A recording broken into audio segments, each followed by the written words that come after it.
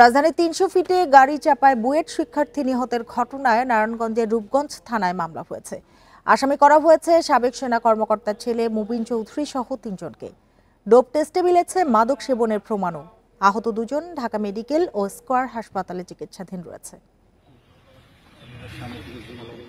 শুক্রবার রাত ৩টার দিকে ৩০০ ফিটে পুলিশ চেকপোস্টে তল্লাশির জন্য দাঁড় করানো হয় বুয়েটের ৩ শিক্ষার্থীকে। এ সময় একটি প্রাইভেট কার এসে হঠাৎ সজোরে ধাক্কা দেয় তাদের। সেখানেই মারা যান বুয়েটের সিএসসি শিক্ষার্থী মোহতাসিম মাসুদ। আহত হন বুয়েটের আরও 2 শিক্ষার্থী মেহেদি হাসান ও অমিত সাহা। ঘটনাস্থল থেকে আটক করা হয় 3 জনকে। গাড়ি চালাচ্ছিলেন সাবেক ব্রিগেডিয়ার জেনারেল আবদুল্লাহ আল মামুনের ছেলে মুবিন আল মামুন। সঙ্গে ছিলেন তার 2 বন্ধু মিরাজুল করিম ও আসিফ চৌধুরী। শিক্ষার্থী মাসুদের মরদেহ ময়নাতদন্তের জন্য আনা হয় সোহরাওয়ার্দী হাসপাতালে। ছেলের মৃত্যুর বিচার দাবি করেন বাবা। আমার একমাত্র ছেলে বুয়েট সিএসসির স্টুডেন্ট। এই অন্যায় অনেক বড় অন্যায় হয়ে গেল। আমি এর ন্যায্য বিচার দাবি করি। এ ঘটনায় বিক্ষোভ করেছে সহপাঠী শিক্ষার্থীরা। শুক্রবার বেলা 11টার দিকে রাজধানীর পলাশীতে বিক্ষোভ করেন তারা। এ সময় বিচার নিশ্চিতের দাবি জানান শিক্ষার্থীরা। আমরা আমাদের ভাইয়ের হত্যার সুষ্ঠু ও অতিসত্বর বিচার চাই। যে কোনো মূল্যে ক্ষমতার বিপরীতে ন্যায়ের প্রতিষ্ঠা হোক। আহতদের চিকিৎসার সম্পূর্ণ ব্যয়ভার অবশ্যই বিবাদী পক্ষকে বহন করতে হবে। 3, নিহত মাসুদের পরিবারকে যথোপযুক্ত ক্ষতিপূরণ প্রদান করতে বিবাদী পক্ষকে বাধ্য করতে হবে। এরই মধ্যে সম্পন্ন হয়েছে সাবেক সেনা কর্মকর্তার ছেলে মুবিনের ডোপ টেস্ট। প্রমাণ মিলেছে মাদক সেবনের। হয়েছে মামলাও। চেকপোস্টে দাঁড় করিয়ে জিজ্ঞাসাবাদ করছিল, সেই মুহূর্তে পিছন থেকে একটা লাল রঙের প্রাইভেট কার এসে ওদের উপরে ওই দাঁড়ানো অবস্থায় তাদের ঘাড়ের উপরে তুলে দেয়, চাপা দেয় এবং একটা ছেলে জায়গার পরে মারা যায়। মামলা হয়েছে তো ওর মাদক টেস্টে ওর শরীরে ওই যে মদ গাঁজা দুটোরই উপস্থিতি পাওয়া যায়। বাদ জুমা বুয়েটের সেন্ট্রাল মসজিদে অনুষ্ঠিত হয় মাসুদের জানাজা। বন ইবনে কামাল, ইন্ডিপেন্ডেন্ট নিউজ, ঢাকা। অন্তর্বর্তী সরকারের ভূমি এবং বেসামরিক বিমান ও পর্যটন উপদেষ্টা এএফ হাসান আরিফ আর নেই। বেলা ৩টার দিকে হৃদরোগে আক্রান্ত হয়ে রাজধানীর একটি বেসরকারি হাসপাতালে নেয়ার পর মারা যান তিনি। হাসান আরিফের মৃত্যুতে শোক জানিয়েছেন রাষ্ট্রপতি ও প্রধান উপদেষ্টা সহ বিশিষ্টজনেরা। হৃদরোগে আক্রান্ত হয়ে না ফেরার দেশে অন্তর্বর্তী সরকারের ভূমি এবং বেসামরিক বিমান ও পর্যটন মন্ত্রণালয়ের উপদেষ্টা এএফএম হাসান আরিফ। শুক্রবার দুপুরে খাওয়ার সময় হঠাৎ অজ্ঞান হয়ে পড়েন হাসান আরিফ। দ্রুত রাজধানীর একটি বেসরকারি হাসপাতালে নেয়ার পর তাকে মৃত ঘোষণা করেন চিকিৎসক। হাসান আরিফের মৃত্যু সংবাদে হাসপাতালে যান প্রধান উপদেষ্টা সহ কয়েকজন উপদেষ্টা ও রাজনৈতিক দলের নেতারা। ডিপলি কমিটেড সোশ্যাল ওয়ার্কার ছিলেন, অনেক কজে ওনার ইনভলভমেন্ট ছিল। আর আমি বলতে পারি যে গত 4 মাস এই ইন্টারিম গভর্নমেন্টে উনি ছিলেন একজন, মানে আমি ক্যাবিনেট মিটিংগুলো দেখেছি, উনি প্রত্যেকটা ডিবেটে খুবই পার্টিসিপেট করতেন, প্রত্যেক বিষয়ে ওনার সুচিন্তিত মতামত উনি দিতেন। এখন যে ট্রানজিশনের যে পিরিয়ডটা, এই গণতন্ত্র উত্তরণের যে পথ, যে কাজ শুরু হয়েছে, এই সময়ে তার খুব বেশি প্রয়োজন ছিল বলে আমরা মনে করি। আমি ব্যক্তিগতভাবে আমার একজন বিশিষ্ট সুহৃদকে হারিয়েছি। উপদেষ্টা হিসাবে তিনি এই পদে আসার পরে, দায়িত্বে আসার পরে আমরা একসাথে অনেক সময় বসেছি, কথা বলেছি। তাকে মনে হয়েছে যে একজন খাঁটি দেশপ্রেমিক মানুষ উনি। শুক্রবার সন্ধ্যায় হাসান আরিফের প্রথম জানাজা হয়। শনিবার বেলা 11টায় হাইকোর্ট প্রাঙ্গণে হবে দ্বিতীয় জানাজা। মেয়ের জন্য অপেক্ষা না করে বাদ-জোহর মিরপুর বুদ্ধিজীবী কবরস্থানে দাফন করা হবে হাসান আরিফকে। ওনার ছেলে, ওনার স্ত্রী, ওনার ভাগনা সবাই এখানে আছেন। ওনার মেয়ে থাকে বিদেশে, সে ফিরবে, কিন্তু তার জন্য আগে কথা ছিল অপেক্ষা করা হবে, এখন আর অপেক্ষা করা হচ্ছে। দাফনটা আগামীকাল হচ্ছে, বাদ জোহর মিরপুর বুদ্ধিজীবী।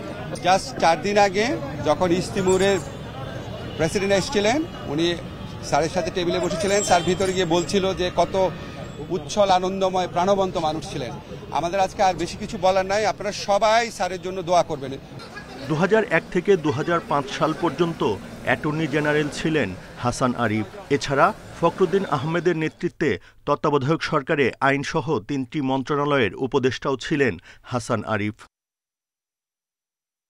Buddhadeb Kundu, independent news, Dhaka. রাজধানীতে আবারও রেস্টুরেন্টে আগুন লাগার ঘটনা ঘটেছে। উত্তরায় লাভলেন রেস্টুরেন্টে আগুন লাগার পর জীবিত উদ্ধার করা হয় 7 জনকে। ভবনটিতে ছিল না বাণিজ্যিক অনুমোদন, ভেতরে ছিল না অগ্নি নির্বাপন ব্যবস্থাও। আগুন লাগার পর আলামত সরিয়ে নেওয়ার চেষ্টার সময় একজনকে আটক করেছে পুলিশ।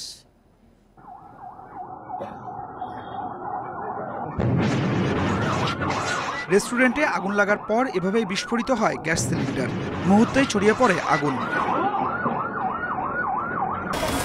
এই আগুনের সূত্রপাত শুক্রবার সকাল 10টা 38 মিনিটে উত্তরা শাহ মখদুম রোডে 5তলা ভবনের নিচতলায় থাকা লাভলিন বাংলা রেস্টুরেন্টে। আগুন নিয়ন্ত্রণে আনতে একে একে ঘটনাস্থলে আসে ফায়ার সার্ভিসের 12টি ইউনিট। প্রত্যক্ষদর্শীরা জানান, রেস্টুরেন্টে আগুনের সূত্রপাত হলেও পরে দ্বিতীয় তলায় ছড়িয়ে পড়ে। এ সময় ভেতরে আটকা পড়েন বেশ কয়েকজন। আগুন ধরছে, তারপরে যার মতো যখন আমরা বাইরে গেছি, সিঁড়ি দিয়ে যখন আমরা বাইরে যেতেছিলাম আমরা শ্বাস নিতে পারতেছিলাম না, তো ছাদে উঠি। ছাদে ওঠার পর এখন পরবর্তীতে এই যে এই পরের বিল্ডিং আছে না, পরের বিল্ডিং আমরা কিছু লোক লাফাই পড়ে। এখানে বড় বড় কয়েকটা সিলিন্ডারের আমরা শব্দ পাইছি। এখানে সম্ভবত সিলিন্ডারের কারণে আর কি অগ্নিপাত হয়েছে। আবাসিক এলাকায় কোনো রকমের কোনো বিল্ডিংয়ের ভিতরে কোনো রকমের রেস্টুরেন্ট দেওয়াটা ঠিক না, কারণ এটা এখন তো আপনারা দেখলেন এবং জনগণ দেখতেছে যে রেস্টুরেন্ট দিলে কি হয়। ফায়ার সার্ভিস জানায়, ভবনটি কাচ ঘেরা হওয়ার কারণে ভেতরে প্রচণ্ড ধোঁয়া সৃষ্টি হয়। আগুন নিয়ন্ত্রণে আনতে বেগ পেতে হয়। ভবন থেকে উদ্ধার করা হয় 7 জনকে। 3.5 ঘন্টা পর শুক্রবার দুপুর 2টার দিকে আগুন নিয়ন্ত্রণে আসে। আবাসিক ভবনটিতে বাণিজ্যিক অনুমোদন ছিল না বলে জানিয়েছে ফায়ার সার্ভিস। সেই সাথে ছিল না অগ্নি নির্বাপন ব্যবস্থা। অগ্নির দৃষ্টিকোণ থেকে এই বিল্ডিংটা একটি ঝুঁকিপূর্ণ বিল্ডিং ছিল। এই বিল্ডিংয়ে কোনো ফায়ার ইকুইপমেন্ট আমরা পাইনি, মানে ফায়ার ফাইটিং ইকুইপমেন্ট পাইনি।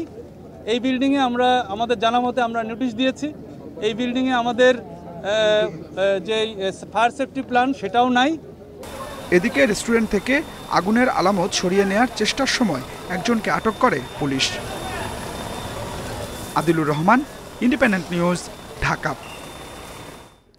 ঢাকার দক্ষিণ কেরানীগঞ্জে রূপালী ব্যাংকের শাখায় ডাকাতির চেষ্টায় করা মামলায় গ্রেপ্তার লিওন মোল্লা নীরবকে 3 দিনের রিমান্ডে পাঠিয়েছে আদালত। বিকেলে ঢাকার senior judicial magistrate Mohammad Junaid এ আদেশ দেন।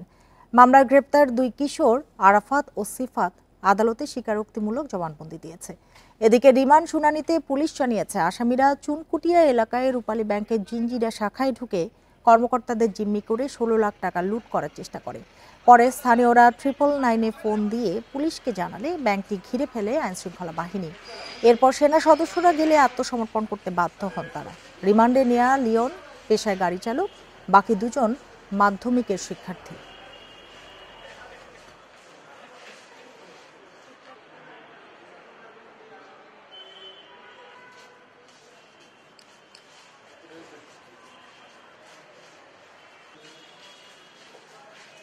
কারা কারা জড়িত আছে এইসব তথ্য উদ্ঘাটনের জন্য লিওন মোল্লার 7 দিনের পুলিশ রিমান্ডের আবেদন করেছে।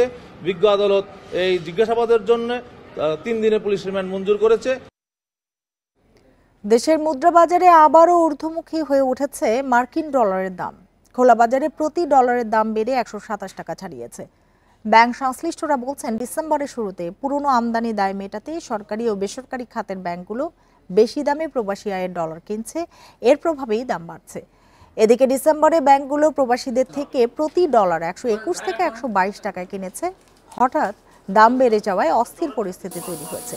চলতি মাসের প্রথম 14 দিনে 138 কোটি 13 লাখ ডলারের প্রবাসী আয় এসেছে। দক্ষিণ গড়ে এসেছে প্রায় 9 কোটি 86 লাখ 69 হাজার ডলার।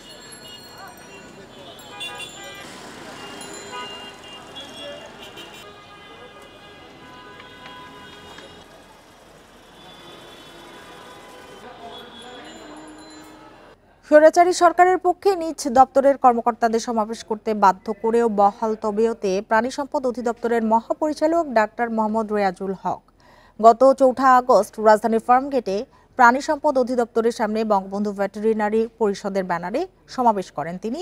এমন অবস্থানের পরও চলতি মাসে 1 নম্বর গ্রেডে তার পদোন্নতি হয়েছে। এখন চেষ্টা করছেন পদের মেয়াদ বৃদ্ধির।